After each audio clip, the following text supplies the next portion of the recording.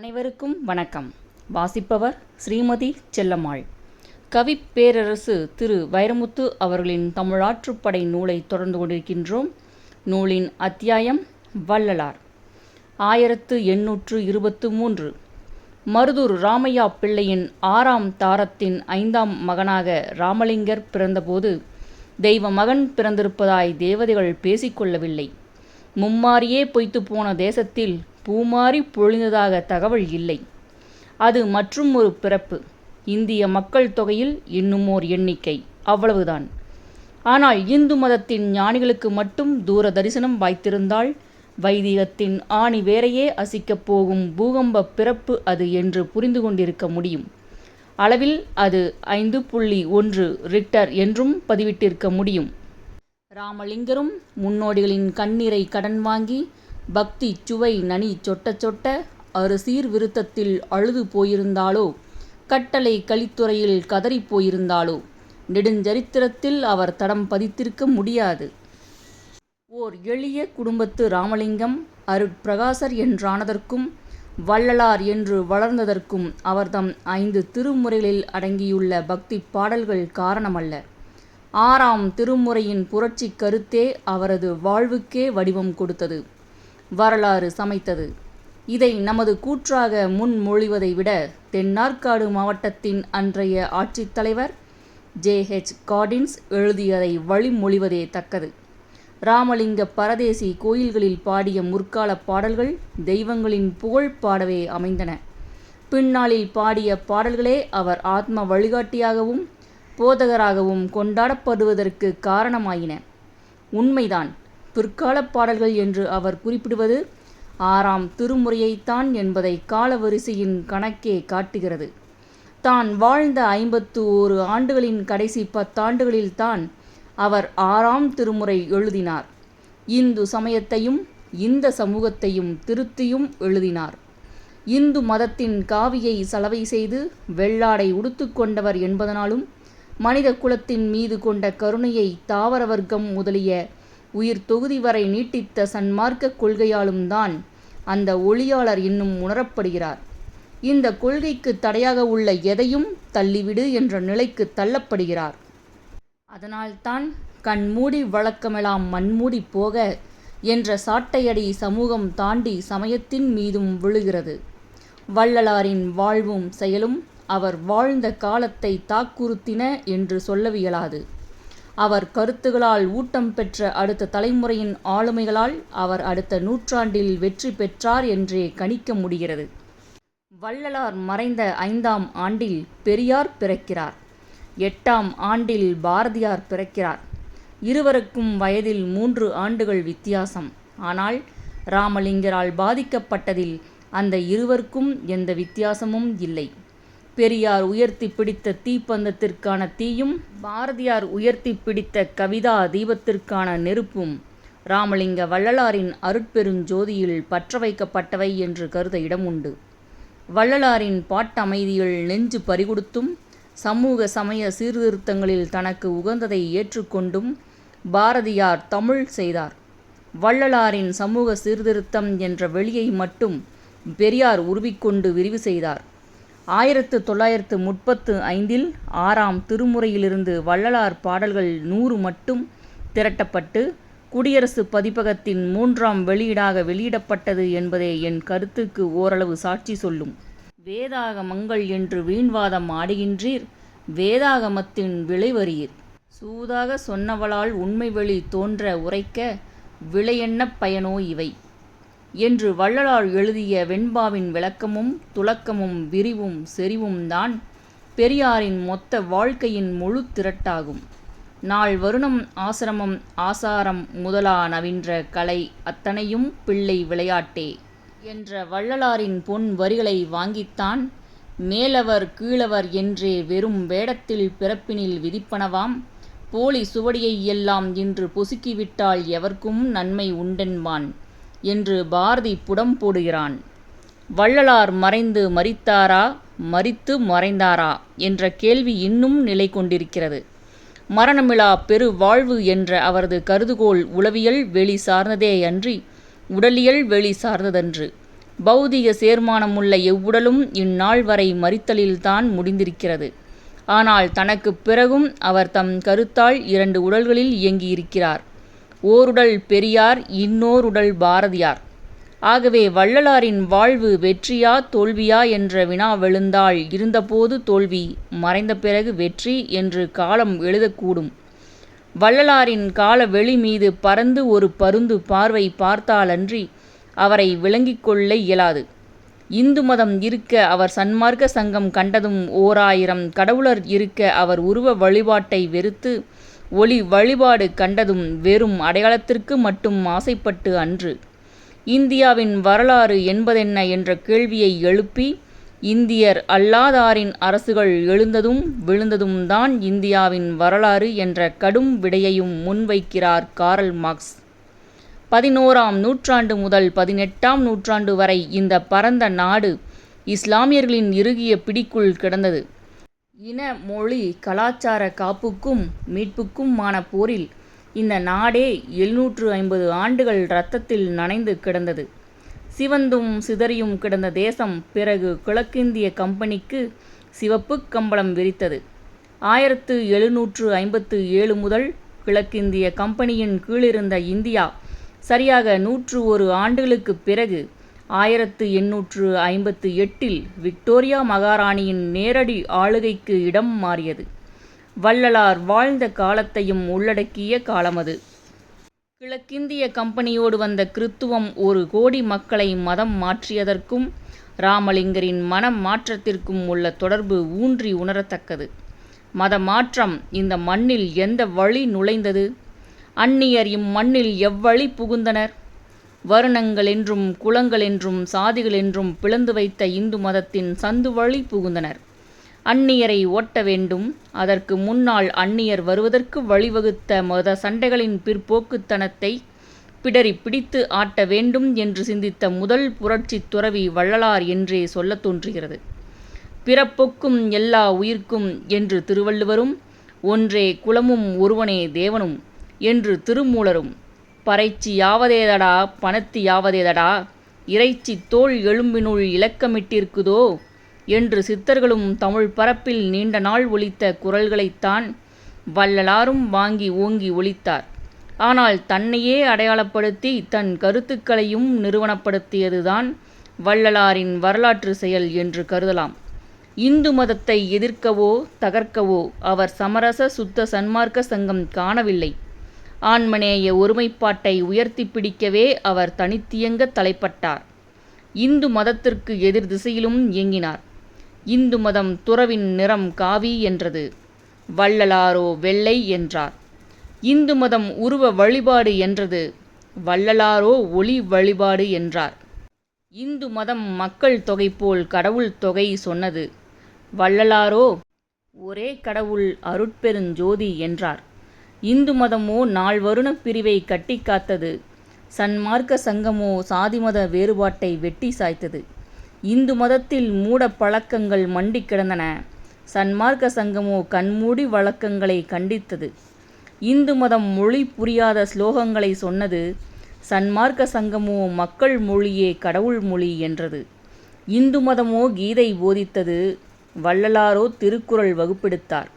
இந்து மதமோ பரத்தின் சுகங்களுக்காக இகத்தின் துன்பங்களை ஏற்றுக்கொள் என்றது. சன்மார்க்க சங்கமோ பரத்தின் சுகங்கள் என்று கற்பிக்கப்பட்டவைகளையெல்லாம் இகத்திலேயே எய்துவோம் என்றது. இந்து மதமோ எரித்தலை வற்புறுத்தியது, சன்மார்க்க சங்கமோ புதைத்தலை போற்றி சொன்னது. இப்படி புரட்டி போட்ட வள்ளலாரை எப்படி ஏற்றுக்கொள்ளும் வழி வழி வந்த வைதீகம்? ஒரு தத்துவம், ஓர் உண்மை, ஒரு கட்சி, ஒரு கண்டடைவு, ஒரு மாற்றம் முதலிய எந்த கருத்தாக்கமும் ஒரே வீச்சில் ஒப்புக்கொள்ளப்பட்டதில்லை. அப்படி ஒப்புக்கொள்ளப்பட்ட எதுவும் நின்று நிலைத்ததும் இல்லை. எதிர்ப்பை சந்திக்காத எதையும் வரலாறு வரவு வைத்துக் கொள்வதில்லை. எதிர்ப்பு என்பது அமில சோதனை, உயிர் நீட்சிக்கான ஒத்திகை. தலை கீழாய் பிடித்தாலும் மேல் நோக்கி எரிந்தால் நீ நெருப்பு. புதைக்கப்பட்ட பிறகும் பூமியை எட்டி உதைத்து முட்டி முளைத்தால் நீ விதை. அக்கினி குளியலுக்குப் பிறகும் சாம்பலாகாமல் மீந்திருந்தால் நீ சத்தியம். வள்ளலார் எதிர்ப்புகளால் மெய்ப்பிக்கப்பட்ட சத்தியம். வள்ளலார் புகழுறுவதையும் அவர் கருத்துக்கள் கவனம் பெறுவதையும் கோயில் உற்சவங்களில் திருவாசகத்துக்கு மாற்றாய் அருட்பா ஓதப்படுவதையும் கண்டு கண் சிவந்த சில சைவ மடங்கள் வள்ளலாருக்கு எதிராய் கள்ளக்களம் கண்டன. அருட்பாவை மருட்பா என்று பரப்புரை செய்தன. பேராற்றலும் பெரும்புலமையும் மிக்க இலங்கை யாழ்ப்பாணம் ஆறுமுக நாவலரை வள்ளலாருக்கு எதிராக கொம்பு சீவி விட்டன. நாவலர் ஆறுமுகத்துக்கு 7ஆம் முகமாய் எதிர்ப்பு முகம் ஒன்றையும் ஒட்ட வைத்தன. பரசமய கோடரி என்று பாராட்ட பெற்றவர் அகசமய கோடரியாக ஆட்பட்டது ஆச்சரியம். கடலூர் மஞ்சக்குப்பம் நீதிமன்றத்தில் ஆறுமுக நாவலர் தொடுத்த வழக்கு அருட்பாவை மருட்பா என்று மெய்ப்பித்தலுக்கு என்று பலராலும் நம்பப்பட்டு வருகிறது. ஆவணம் சொல்வது அதுவன்று. தம்மை இழித்து பேசியதாக வள்ளலார் மீது ஆறுமுக நாவலர் தொடுத்த அவதூறு வழக்கே அது. அந்த அவதூறு யாது என்பதே ஒரு நாகரீக நகைச்சுவையாகும். சிதம்பரம் ஆயிரங்கால் மண்டபத்தில் தம்மை அடுத்திருந்தாரிடம் நாவலர் என்ற சொல்லுக்கு வள்ளலார் எள்ளல் மொழியில் பொருளுரைத்தாராம். நா அல்லாதவர், நாவினால் அலர் தூற்றுபவர், நாவினால் துன்புறுகிறவர் என்பதே வள்ளலார் செய்த வார்த்தை விளையாட்டாம். இதுவே அவதூறு வழக்கிற்கு அடிகோலியதாம். தாம் அவ்வண்ணம் மொழியவில்லை என்று வள்ளலார் மறுக்க, அதை மெய்ப்பிக்க ஒண்ணாமல் நாவலர் திகைக்க, வழக்கை தள்ளுபடி செய்து நீதிபதி உரைக்க, நீதிமன்றத்தை விட்டு அந்த வெள்ளை வெளிச்சம் வெளியேறியதாம். பைபிளை தமிழில் மொழிபெயர்த்த ஆறுமுக நாவலருக்கு அமைதியான உள்ளம் உடலுக்கு ஆரோக்கியம். ஆனால் பொறாமை எலும்புருக்கி என்ற விவிலியம் விளங்காதது வியப்பே. வள்ளலாரின் மேன்மைக்கு காரணம் சொல் மட்டுமன்று, செயல். முற்போக்கு கருத்துக்களை முன்மொழிந்த முன்னோரெல்லாம் தம்மை நிறுவனப்படுத்தினார் அல்லர். ஒரு நிறுவனத்தின் முதுகில் ஏறிக்கொள்ளாத அல்லது ஏற்றப்படாத எதுவும் நீண்ட பயணம் காண்பதில்லை. சமரச சுத்த சன்மார்க்க சங்கம் என்றும், சத்திய தர்ம சாலை என்றும், சித்தி வளாகம் என்றும் தம் கொள்கைகளை செயல்படுத்த தாமே தம்மை நிறுவனப்படுத்தி கொண்டவர் ராமலிங்க வள்ளலார். கருத்துக்களை உள்வாங்குவதற்கு மனிதர்களுக்கு காது கேட்க வேண்டும். அது பசியால் அடைபட்டிருந்தால் கடவுளே வந்து அருள்வாக்கு அருளினாலும் அது காது கடக்காது. காதுக்கு கருத்து என்பதற்கு முன்னால் வயிற்றுக்கு சோறு என்பதுதான் மனிதர்களின் தேவை. 1800களில் இந்திய பெரும் பரப்பில் பூகம்பத்தால் செத்தவர்களை விட பசியால் செத்தவர்களே அதிகம். இம்பீரியல் கெசட்டியர் ஆஃப் இந்தியா இதழில் பிரிட்டிஷ் அரசு அதிகாரப்பூர்வமாய் அறிவித்த பிணக்கணக்கு 55 லட்சம். ஆனால் பிராஸ்பரஸ் பிரிட்டிஷ் இந்தியா என்ற நூலில் வில்லியம் டிக்பி தெரிவித்திருக்கும் மெய்க்கணக்கு 1,03 லட்சம். தக்கான பீடபூமிக்கு மேலிருந்த மேகத்தை நாடு கடத்திவிட்டு வானம் தொலைந்து போயிருந்தது. கண்ணீர் துளிகளின் எண்ணிக்கை அளவில் கூட மழை துளிகள் இல்லை. பஞ்சம், பெரும் பஞ்சம். பசிகள் கூடி மனிதனை உண்ணும் பஞ்சம். இயற்கையும் மனிதனும் விநியோகத்தில் செய்யும் தவறுகளுக்கு தானே பஞ்சம் என்று பெயர். மக்கள் விதை நெல்லை சமைத்து சாப்பிட்டனர். ஆடு மாடு பண்ட பாத்திரங்களை தொடர்ந்து தானியத்துக்காக வீட்டு கதவுகளையும் விற்றனர். நாயை துரத்தி அது கவ்விச் செல்லும் எலும்பு துண்டை கைப்பற்றியவர்கள் அது யாருக்கு என்ற அடிதடியில் ஈடுபட்டு எலும்பு நொறுங்கினர். எறும்பு புற்றுகளின் சேமிப்பு கிடங்குகளை தோண்டி சுரண்டி உண்டோர் பல பேர் உண்டு என்று திருநெல்வேலி கலெக்டர் மெக் குகே பதிவிட்டிருக்கிறார். தாது வருட பஞ்சத்திற்கு 10 ஆண்டுகளுக்கு முன்பே 1866 ஒரு பஞ்சம் தென்னகத்தை உயிரோடு உருக்கி சாப்பிட்டது. வள்ளலாரின் பாடல் கண்ணீர் ஈரம் காயாத காலத்தின் பதிவாக வெளிவந்தது. வாடிய பயிரை கண்டபோதெல்லாம் வாடினேன், பசியினால் இளைத்தே வீடுதோறிறந்தும் பசியராது அயர்ந்த வெற்றரை கண்டு உளம் பதைத்தேன். நீடிய பிணியால் வருந்துகின்றோர் என் நேர் உற கண்டுளம் துடித்தேன். ஈடின் மாணிகளாய் ஏழைகளாய் நெஞ்சு இளைத்தவர் தமைகண்டே இளைத்தேன் என்று பெருமூச்சு விட்டதோடு நின்றார் இல்லை. அந்த பெருமூச்சின் வெப்பத்தையே நெருப்பாக்கி 1867 சத்திய தரும சாலையில் அணையாத அடுப்பை பற்ற வைத்தார். அது சாதி மத பேதமற்ற சமபந்தி என்று சட்டஞ்செய்தார். சொல் பித்தளை, செயல்தான் தங்கம் என்று சொல்லி செல்லும் ஒரு துருக்கிய பழமொழி. வள்ளலார் தங்கமானார். பிறப்பு, வளர்ப்பு, உணவு, உடை, உறைவிடம் கல்வி, பொருளாதாரம் என்று தொடங்கி இறப்பு வரையில் பேணப்படும் வேதங்களை கட்டிக் காக்கத்தான் இந்து மதத்தின் உருவ வழிபாடுகளும் அடையாளங்களும் துணை போகின்றன என்று கண்டறிந்த வள்ளலார் உருவ வழிபாட்டை எதிர்த்தார். வழிபாட்டில் கூட ஒன்றுபட முடியாத சமுதாயம் வாழ்க்கையில் எப்படி ஒன்றுபட முடியும் என்று வருந்தி அழுதார். மக்களை ஒன்றுபடுத்த உருவொன்று வேண்டும். அது உருவமில்லாத உருவாக திகழ வேண்டும். உண்டென்றும் சொல்லலாம், இல்லை என்றும் சொல்லலாம். அதுதான் ஒளியின் வடிவம். சோதி வழிபாடு என்ற அவரது சிந்தனையை உலக பெருங்கருத்தாகவே கொள்ளலாம். வேத சங்கீதைகளின் விளக்கமாக வந்த சுவேதாஸ்வதார உபநிடதம் கூட பிரம்மமே அக்னி, அதுவே சூரியன், அதுவே பிரஜாபதி என்பதோடு நின்று கொள்கிறதே தவிர அது உருவ வழிபாட்டுக்கு மாற்று வழிபாடாக கொள்ளத்தக்கது என்று சொல்லி செல்லவில்லை. இந்த பூமியே உறைந்த நெருப்புதான், ஒளி கோலம் துப்பிய தொண்டுதான். உயிர்களின் பிறப்புக்கு ஒளியே மூலம். ஐம்பொறிகளை ஆக்கியது இந்த ஒளி. உயிராற்றலை இயக்குவதே உள் மூச்சால் எரியும் நெருப்புதான். வள்ளலாரின் ஒளி வழிபாடு விஞ்ஞானமயமானது. கல்லார்க்கும் கற்றார்க்கும் களிப்பருளும் களிப்பு அது. இந்த ஒளி வழிபாட்டின் வெற்றி வள்ளலாருக்கு, தோல்வி மனித குலத்துக்கு. வள்ளலாருக்கு மற்றுமோர் அநீதியும் நேர்ந்திருக்கிறது. நாட்டிய மங்கையின் அழகில் ஐக்கியப்பட்டு அபிநயத்தை மறந்து விடுவதைப் போல ராமலிங்கரின் அருட்பாவில் திளைத்து போன பலர் அவரது உரைநடையோரம் ஒதுங்கவில்லை. தன் மகன் வீதி விடங்கன் தேரேற்றி கன்று கொன்றான் என்று கண்டுகொண்ட மனுநீதி சோழன் தன் நீதி வளைந்தது கண்டு நெஞ்சு வளைந்து புலம்புவதில் ராமலிங்கரின் தெள்ளு தமிழ் துள்ளி துள்ளி வினைப்படுகிறது.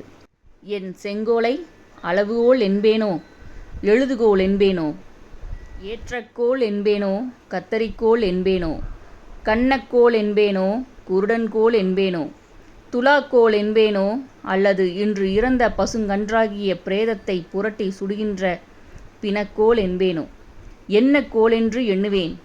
ராமலிங்கரின் அருட்பாவை உளவாங்கி பிற மொழி பெரிதும் கலவாத கவிதை நடை கைவரப்பெற்ற பாரதியார் கூட ராமலிங்கரின் உரைநடையை ஓங்கி கற்றிருந்தால் கவிதை போலவே அவரது உரைநடையும் பூத்து பொழிந்திருக்கும். அந்த நற்பேறு நமக்கு வாய்க்கப் பெற்றிலோம். மணிப்பிரவாளம் கலவாத தனித்தமிழுக்கு மறைமலை அடிகளுக்கு முன்னோடி என்று கொள்ளலாம் வள்ளலாரை.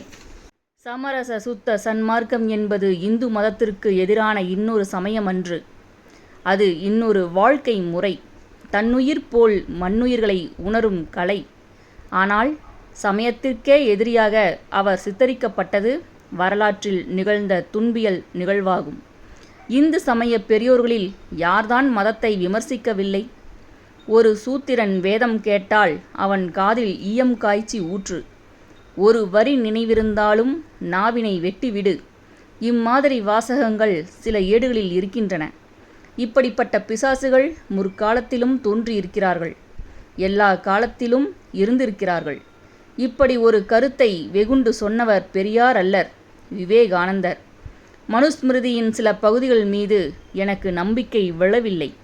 அவற்றை படித்ததன் பயனாக எனக்கு நாத்திக உணர்வு கூட அரும்பிற்று என்று சொன்னவர் நாராயண குரு அல்லர், உத்தமர் காந்தி அடிகள். இப்படி எதிர்மறை சிந்தனைகளை முன்வைத்தாலும் இந்து மதத்தின் கிழிசல்களை தைத்து உடுத்துக்கொள்ள முடியும் என்று அவர்கள் நம்பினார்கள்.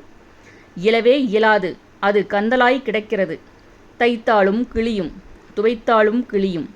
அழுக்குறாத கிழியாத சலவை செய்ய தேவையில்லாத ஒளி ஆடை நெய்து உடுத்துவோம் என்று ஊரை அழைத்தார் வள்ளலார். உடுத்தியும் காட்டினார். சிலர் உடுத்து கொண்டார்கள். பலரோ கந்தலாடையில் அடித்த பழைய மரபு வாசனையில் மயங்கி கிடக்கிறார்கள். அதனால் வள்ளலார் தோல்வி கண்டார் என்று தூர எறிந்துவிட முடியாது.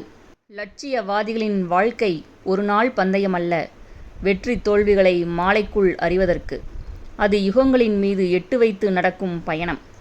சில விதைகள் முளைக்கவில்லையே என்று விதைத்தவன் வருத்தப்படக்கூடாது. என்றோ எங்கிருந்தோ பறந்து வரும் ஒரு பறவை அதை விழுங்கி எட்டாத மலை மீது எச்சமிட்டு காடு வளர்க்கும். அந்த பறவையின் வரவுக்காக வள்ளலாரியம் இன்னும் ஒரு நூற்றாண்டோ ஒரு யுகமோ காத்திருக்கலாம். இப்பகுதி இத்துடன் நிறைவடைகிறது. செல்லம்மாள் தொடர்வாள். நன்றி, வணக்கம்.